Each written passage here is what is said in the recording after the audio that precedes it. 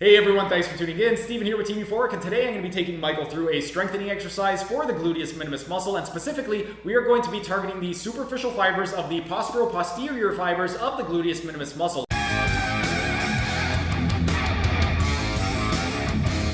In order to do that, we're going to be in a sideline position. You want to take your bottom arm and you're going to rest your head on top of it so that you're nice and comfortable. With the bottom leg, you want to flex your hip to 45 degrees, and then with the top leg, that's going to be the leg that we're working. Because we're targeting the postero-posterior fibers, we want to flex the hip to 90 degrees, and then all we're going to need for this exercise is a yoga block, and we're going to place it right underneath the knee. So right now, we want the knee at 90 degrees, and then at the ankle, because we're targeting the superficial fibers, we want to go into pseudo-inversion. We're going to do that by going into dorsiflexion, by pointing the toes toward the knee, and then we're going to go into inversion by pointing the sole of the foot down toward the ground. I'm going to have Michael just extend his knee a little bit more so it's at 90.